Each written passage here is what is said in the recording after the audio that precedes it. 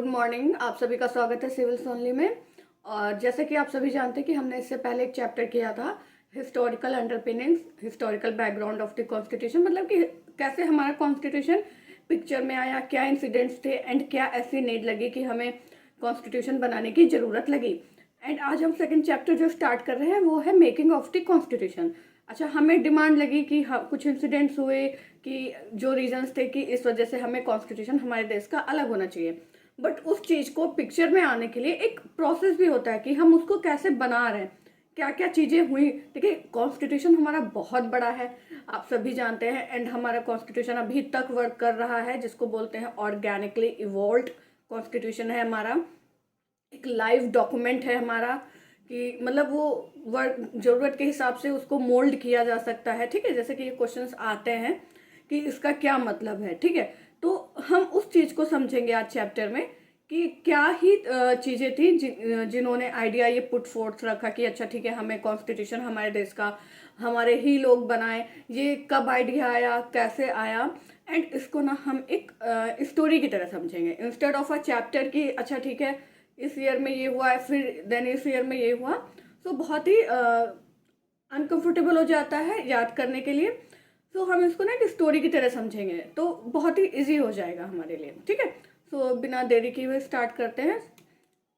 तो पहले तो ये मतलब क्वेश्चन बहुत ही आता है, किसी भी एग्जाम में आप देखेंगे तो ये क्वेश्चन किसी न किसी साल में जरूर पूछा गया है कि who give the idea of a constitution. तो 1934 में एम एन रॉय ने कि मतलब हमारे जो कॉन्स्टिट्यूशन को होना चाहिए, वो कॉन्स्टिट्यूशनल चीज़ें होनी चाहिए हमारे देश की, वो एम एन रॉय ने आइडिया दिया था।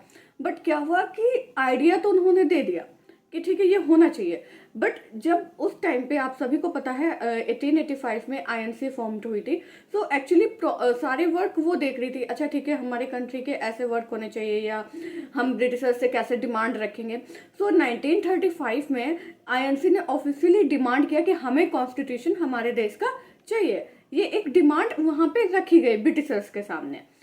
तो 35 से 38 3 इयर्स के बाद जवाहरलाल नेहरू ने क्या कहा कि हमारे जो देश का कॉन्स्टिट्यूशन है, कॉन्स्टिट्यूशन ऑफ फ्री इंडिया, वो हमारे देश के लोगों के ही द्वारा बना हुआ होना चाहिए। कि ये कॉन्स्टिट्यूशन है ये हमारे देश के लोग ही बनाएंगे। देखिए, अगर जो हम कहीं कुछ डॉक्यूमेंट बनाते हैं या किसी चीज़ पे स्टडी करते हैं, सपोज कि आप एक प्रोजेक्ट बना रहे हैं, ठीक है, एंड अगर जो वो प्रोजेक्ट आप बना रहे हैं, आप थीसिस लिख रहे हैं, ठीक है, तो अगर जो आप ही इन्वॉल्व नहीं हैं, आपके परसेप्शंस नहीं हैं, तो वो आपकी थीसिस कैसे हुई। ठीक है, इसी तरह कॉन्स्टिट्यूशन हमारे देश का था। अगर जो हमारे लोग जो चीज़ें झेल रहे हैं, जो चीज़ें प्रॉब्लम्स उन्हें लग रही हैं, अगर जो वही उसमें बनाने में इन्वॉल्व नहीं होंगे तो उन्हें कैसे पता चलेगा कि क्या प्रॉब्लम्स हैं एंड इनको किस तरीके से टैकल करना है। ठीक है, फिर उन्होंने एक ये भी बात रखी कि इसमें ना एडल्ट फ्रेंचाइज होना चाहिए। एडल्ट फ्रेंचाइज मतलब का क्या है, वोट देने की मतलब वोट देने का हक होना चाहिए। ठीक है, देखिए एक वक्त था ना जब ब्रिटिशर्स थे, तो ब्रिटिशर्स ने क्या किया था कि इतनी एजुकेशन होना चाहिए, ये होना चाहिए, तो बहुत कम लोगों को वोट करने का हक था। और इसके पीछे रीज़न क्या था कि जो बहुत कम लोग थे जिनको वोट करने का हक था, उनको हम कैसे भी इन्फ्लुएंस कर सकते, क्योंकि हमने बहुत कम प्रोपोर्शन को वोटिंग का हक दे रखा है। लेकिन जब हर एक पर्सन के पास वोटिंग का राइट होगा तो वो अपनी सरकार, अपने रिप्रेजेंटेटिव को इलेक्ट कर सकता है। ठीक है, so it's a big deal and ये बहुत ही अच्छा थॉट था एंड इनिशिएटिव था जो उन्होंने मतलब रखा वहाँ पे। एंड जो ऑफिशियली डिमांड थी कि अच्छा ब्रिटिशर्स को लगा कि हाँ चलो ठीक है ये डिमांड रख रहे हैं।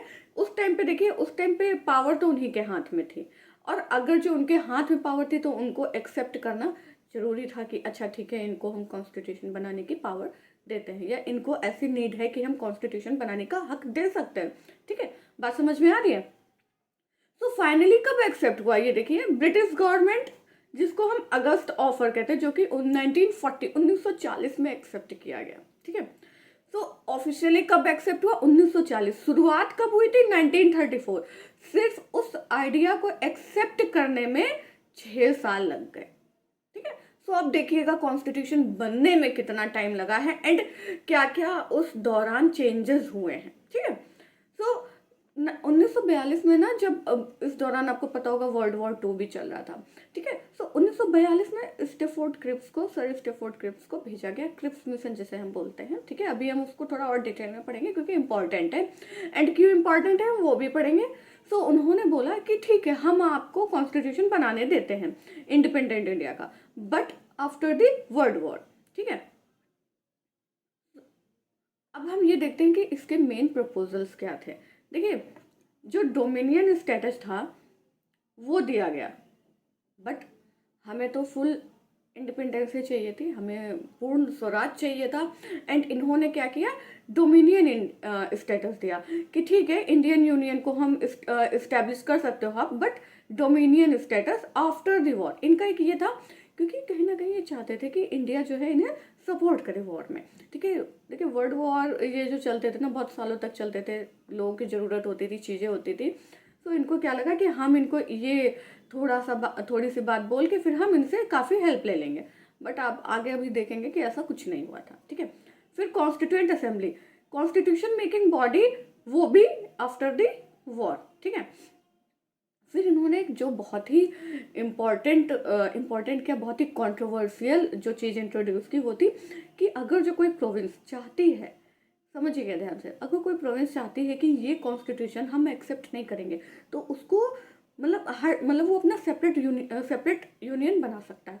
तो अब इस बात को समझिए कि उन्होंने इनडायरेक्टली इंट्रोड्यूस कर दिया पार्टीशन, कि अच्छा ठीक है, तुम अलग हो सकते हो। तो कहीं ना कहीं ये एक उनकी चाल थी या एक उनकी स्ट्रैटेजी थी कि हम एक्सप्लिसिट नहीं कर रहे हैं, बट इम्प्लिसिट है। आप इसका मतलब सोचिए, समझिएगा। एक्सप्लिसिट का मतलब होता है जब कोई चीज़ एक्सप्लेन्ड की होती है, लिखी हुई होती है इन दी वर्ड्स, और इम्प्लिसिट होता है जब हम उस चीज़ को इम्प्लाई करते हैं, एक मीनिंग डिराइव होता है। यहाँ से इस प्रोविजन से ये मीनिंग डिराइव हुआ कि अच्छा ठीक है, वो कोई प्रोविंस है, उसे नहीं रहना है, उसे कॉन्स्टिट्यूशन नहीं समझ में आ रहा है, तो वो अपना खुद का यूनियन बना सकता है। लेकिन इसका मतलब क्या था कि हाँ, हम इनडायरेक्टली कह रहे हैं कि पार्टीशन हो सकता है। अब इसको देखिए, इसको ना आईएनसी और मुस्लिम लीग दोनों ने ही मतलब डिनाई किया, उन्होंने दोनों ने ही एक्सेप्ट नहीं किया, बट उनके रीजन्स अलग थे।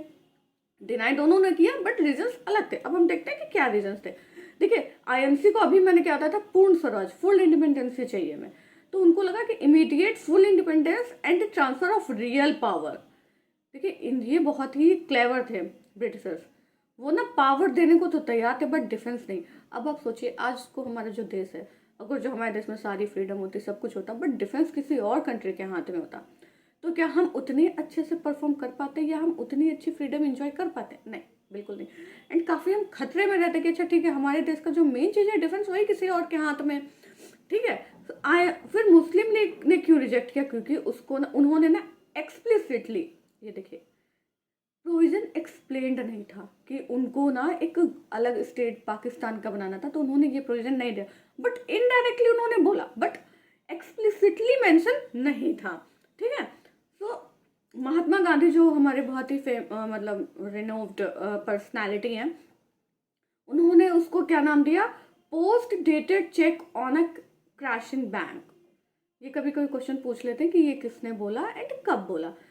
फिर मतलब ये तो हुआ, उन्होंने बोला, मुस्लिम लीग ने डिनाई किया एंड आईएनसी ने भी डिनाई किया, तो Cripps mission was a total failure, ठीक है।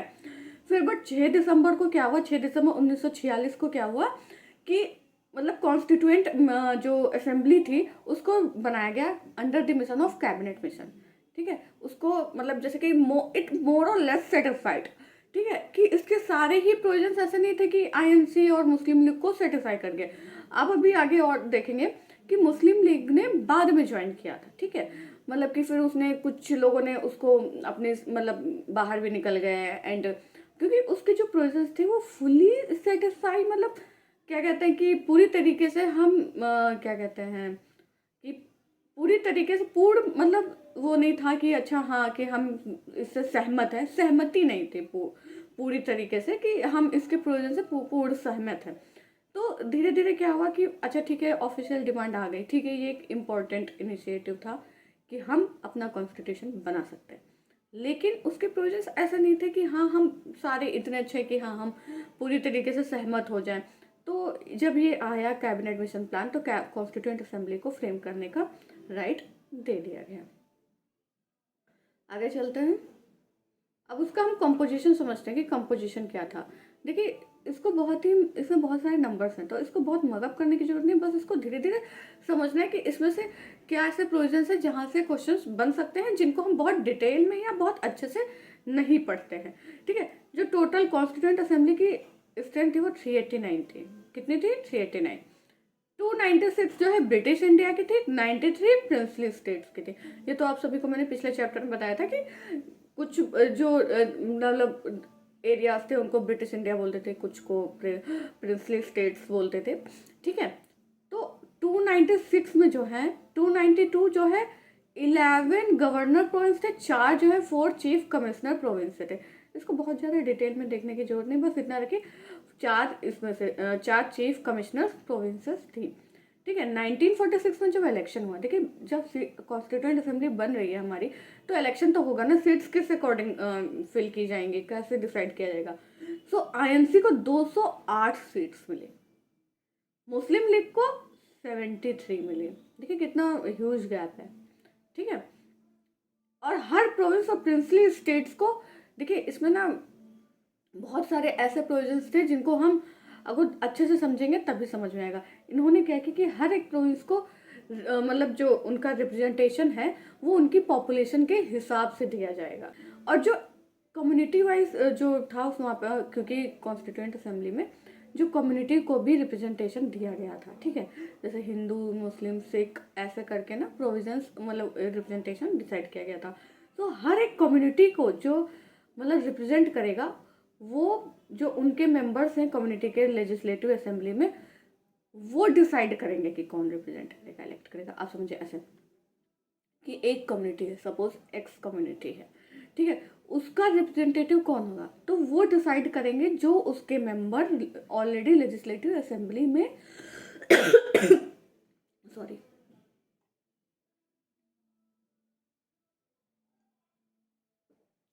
उसके जो मेंबर ऑलरेडी लेजिस्लेटिव असेंबली में प्रेजेंट हैं। तो इसी को बोला गया था कि ये जो कंपोजिशन था कॉन्स्टिट्यूएंट असेंबली का, ये पार्शली इलेक्टेड था, पार्शली नॉमिनेटेड था। ठीक है, ये आप समझिएगा क्योंकि ये कुछ इसके ये जो चीज़ है ना, ये आज के हमारे इंडिया में अभी भी प्रेजेंट है, किसी किसी इलेक्शन में ये होता है। ठीक है, अच्छा ये देखिए यहाँ पे लिखा हुआ है, ये मेंशन है partially elected and partially nominated body.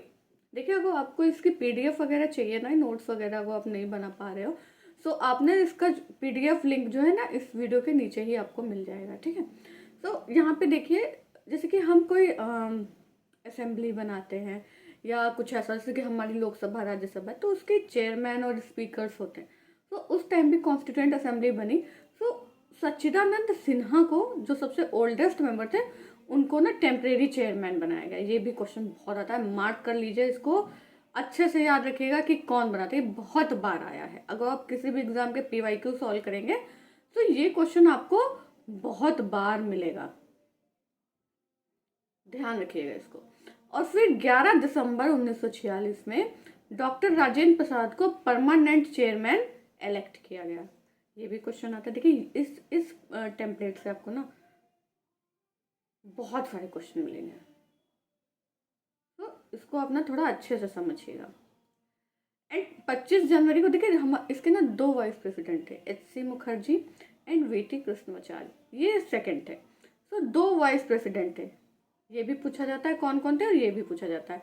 And इसके बाद हमारे यहाँ ना आप सभी को पता होगा कि हमारे देश का एक ना प्रीएम्बल है।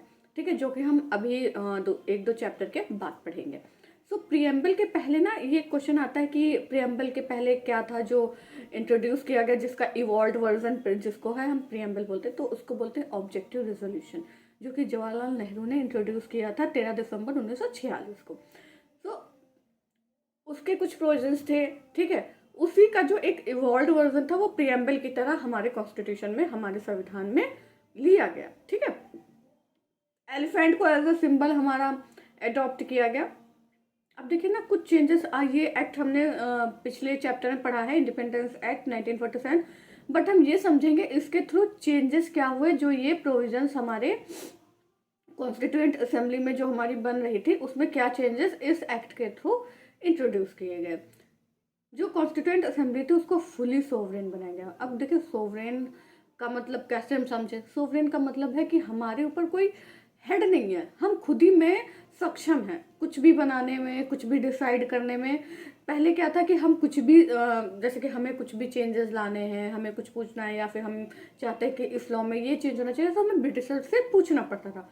अब फुली सोवरेन बॉडी क्या है कि आपको पूरा हक है कि आप जैसे आप अपने देश का संविधान बनाना चाहते हैं आप उस तरीके से बना सकते हैं। ठीक है, असेंबली एक लेजिस्लेटिव बॉडी बन गई। ठीक है, दो सेपरेट फंक्शन, ये जो असेंबली फॉर्म हुई उसमें दो सेपरेट फंक्शन साइमल्टेनियसली चल रहे थे। एक बार वो कॉन्स्टिट्यूएंट असेंबली बैठक होती थी जब वो एक लॉ बनाती थी। ठीक है, और एक बार जब बैठती थी तब वो जब संविधान बन रहा होता था। ठीक है, तो ये दो functions at the same time उसमें चल रहे थे। मुस्लिम लीग्स जो थे वो ये hailing from the areas included in the Pakistan withdrew from the constituent assembly for India. इसीलिए मैंने कहा था ना कि उसकी स्ट्रेंथ जो है वो डाउन हो गई थी क्योंकि ये एक्सक्लूड कर गए थे। ठीक है, ये मुस्लिम लीग के जो कुछ मेंबर्स थे वो निकल गए थे, तो उसकी स्ट्रेंथ क्या हुई थी, बाद में कम हो गई थी। अब बाकी ऐसे क्या ही फंक्शंस थे असेंबली के हमारे। देखिए बहुत सारी चीज़ें थी ना जो हमारा देश के संविधान बनाना। तो आपको पता होगा कि हमारा नेशनल एंथम है, हमारा नेशनल सॉन्ग है, नेशनल फ्लैग है। इन सब के पीछे ना एक कहानी है, जैसे कि नेशनल फ्लैग कब होस्ट किया गया एंड कौन सी रिवर पे होस्ट किया गया। रावी रिवर थी, ये आपको पता होना चाहिए। ठीक है, कि फर्स्ट टाइम जो होस्ट किया गया था वो रावी रिवर पे होस्ट किया गया था। एंड आपको ये भी पता होगा कि हमारे मतलब जो हम मनाते हैं 26 जनवरी 1950 को, तो ऐसा क्यों था, क्योंकि पूर्ण स्वराज जब हमारा डिक्लेयर किया गया था वो भी उसी डेट में 26 तारीख को ही बोला गया था, तो हमने वही डेट अडॉप्ट की। तो जो हमारा संविधान बनाना तो पहले बन गया था। ठीक है, जैसे कि हमारा संविधान नवंबर में बन गया, 26 नवंबर को हमारा 1949 में बन गया। बट उसको फुली कुछ प्रोविजंस अडॉप्ट कर लिए गए थे 26 नवंबर 1949 को, बट पूरी तरीके से अडॉप्ट किया गया 26 जनवरी 1950 को। सो एज अ मतलब कि वो डेट ही क्यों इम्पोर्टेंट है, क्योंकि वो मतलब कि एक होता ना कि अच्छा इस तारीख को, इस डेट को हमने डिसाइड किया था कि हम ये करेंगे। ठीक है, सो इसलिए वो डेट बहुत ही इम्पोर्टेंट थी हमारे हिस्ट्री में, हमारे संविधान की भूमिका में। ठीक है, और बहुत सारी चीज़ें थी जो बाद में कॉन्स्टिट्यूएंट असेंबली के थ्रू अडॉप्ट की गई, जैसे कि मेंबरशिप थी कॉमनवेल्थ। अब आप ये पूछेंगे अच्छा ठीक है, इंडिया की मेंबरशिप कॉमनवेल्थ में हो गई तो वो सोवरेन कैसे हो गई।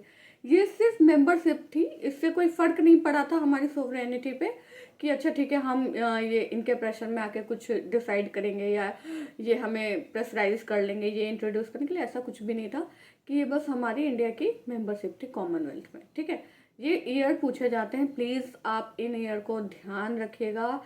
ये एक दो टेम्पलेट्स है जहाँ से डायरेक्ट आपके 5 से 6 क्वेश्चंस आएंगे ही। तो आप इन टेम्पलेट्स को ध्यान में रखिएगा, या तो आप खुद के नोट्स बना लीजिए या तो आप PDF जरूर डाउनलोड कर लीजिएगा। It adopted the national flag on 22nd July 1947। National flag कब अडॉप्ट किया गया, 22 जुलाई 1947। नेशनल एंथम और national song on the same day 24 जनवरी 1950, मतलब 26 जनवरी के 2 दिन पहले। राजेंद्र प्रसाद को पहला प्रेसिडेंट अपॉइंट किया गया 24 जनवरी 19। ये देखिए अब ऐसे इसको ध्यान रखिए, ये 3 प्रोविजन 24 जनवरी 1950, नेशनल फ्लैग 22 जुलाई 1947 और मेंबरशिप मई 1949। अब देखिए कॉन्स्टिट्यूशन पूरा बनने में कितना टाइम लग गया। तो the whole time period was, ये भी क्वेश्चन आता है, 11 सेशंस टोटल हुए थे, 2 साल 11 महीने 18 दिन। देखिए कितना बड़ा टाइम पीरियड है ये पूरा। जो आजकल हम अपने कॉन्स्टिट्यूशन को इतना वैल्यू नहीं देते, या फिर जो सेक्रीफाइसेस हुए उनको हम इतने अच्छे से नहीं मतलब रिकॉग्नाइज करते हैं। देखिए एक ही संविधान को बनाने में इतना टाइम लगा, इतने लोगों की मेहनत लगी एंड इतनी सारी चीज़ें हुई। अब कुछ हम कमिटीज़ देख लेते हैं कि जो कमिटीज़ बहुत ही इम्पोर्टेंट थी जिनके थ्रू हमारा कॉन्स्टिट्यूशन, हमारा संविधान बना। ठीक है, सो ड्राफ्टिंग कमेटी का क्या मतलब था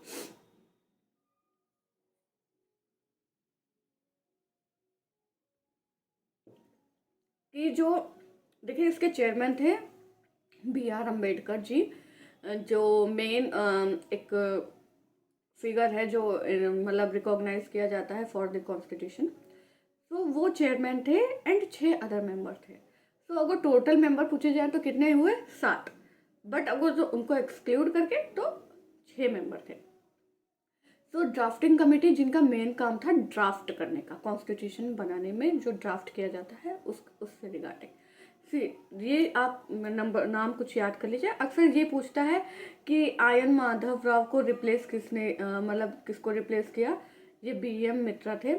एंड ये भी पूछ लिया था क्योंकि ये 2 मेंबर्स थे जिनमें चेंजेस हुए थे, ठीक है। तो ये टोटल 6 मेंबर थे। B.R. अम्बेडकर ये तो मेन फिगर थे, इनको तो आपको पता ही होना चाहिए, इसमें याद करने की कोई ऐसी नीड नहीं है। बट एक क्वेश्चन तब भी आ जाता, who was the chairman of the drafting committee. So answer क्या होगा, B.R. अम्बेडकर।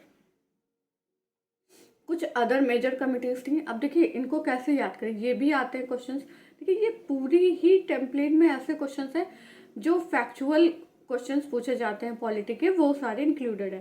तो इसको आपको याद कैसे करना है वो मैं ट्रिक बता देती हूँ। ये स्टेट्स की कमेटी को आप ऐसे याद रखिए कि जवाहरलाल नेहरू ये थे।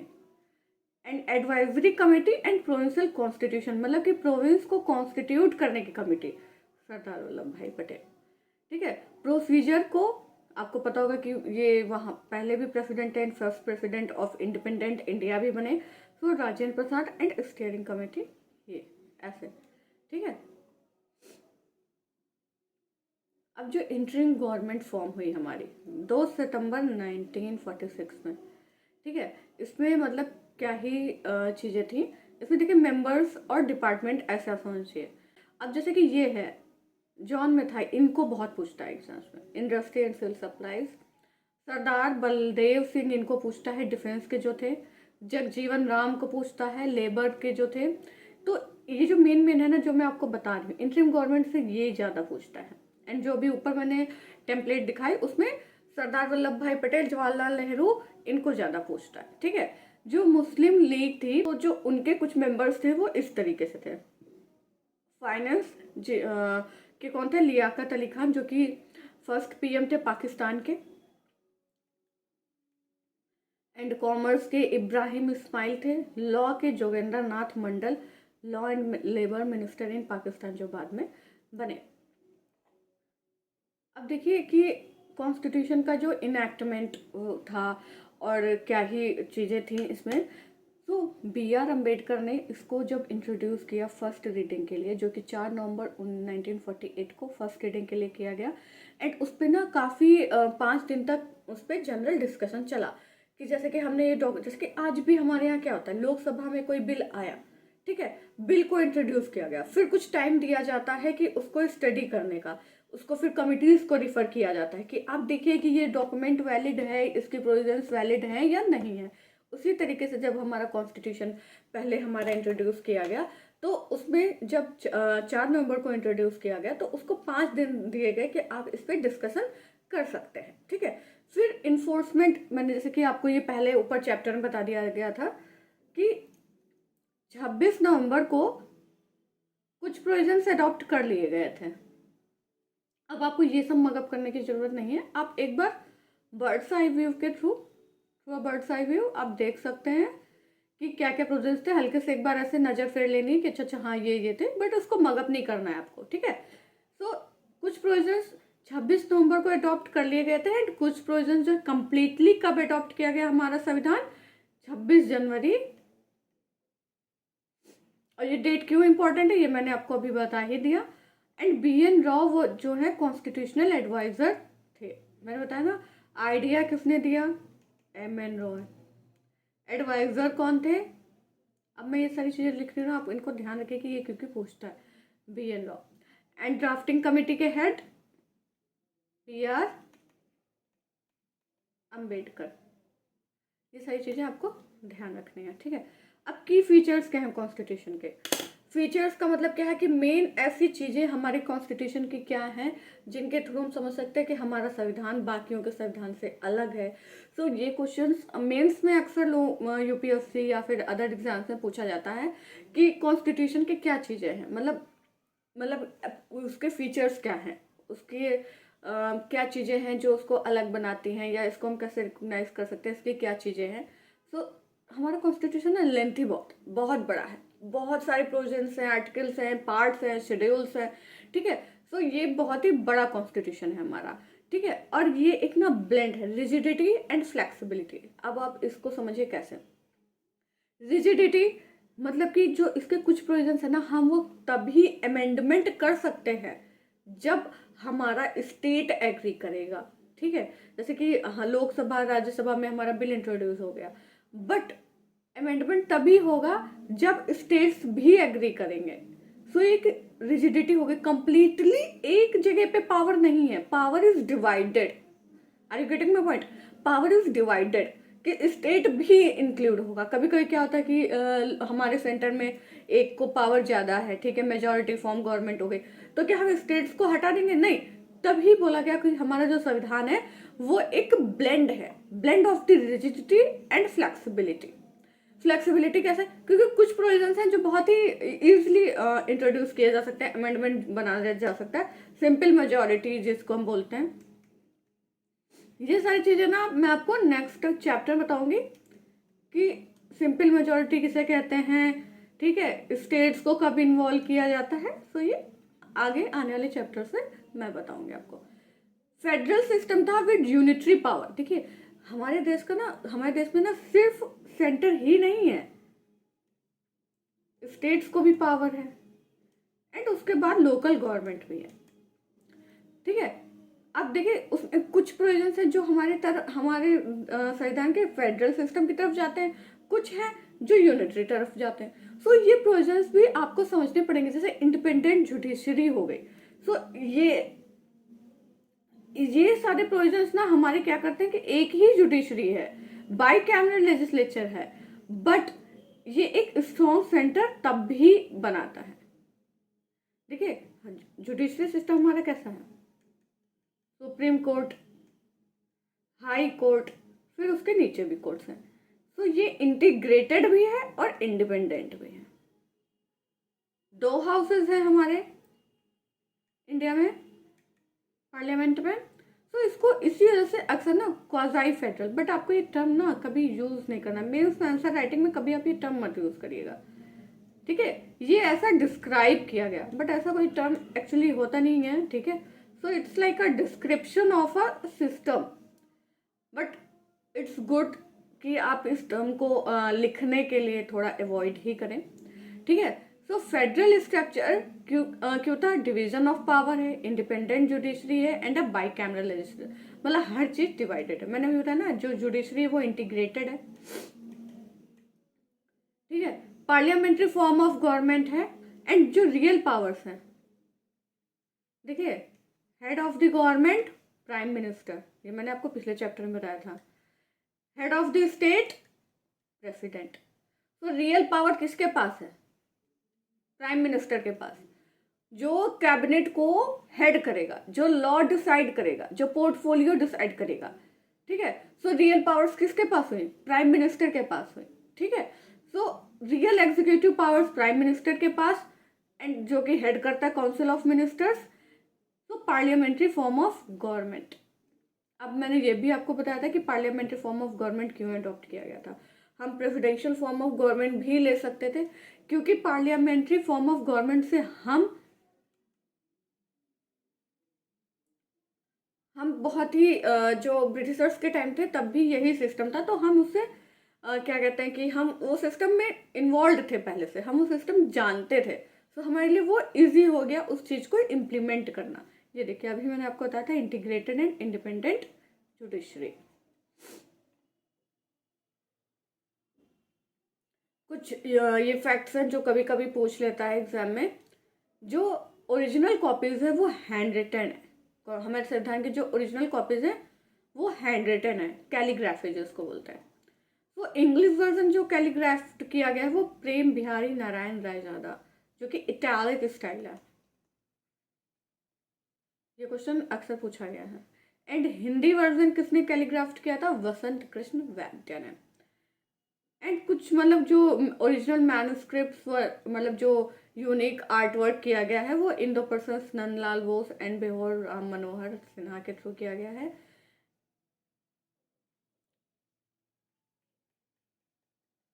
तो ये कुछ प्रोविजंस हैं जो आपको ध्यान में रखने हैं, जो एक यूनिक फैक्ट्स हैं हमारे कंट्री के। सो देखिए, ये एक चैप्टर इन समरी आपको कैसे बताया जाए।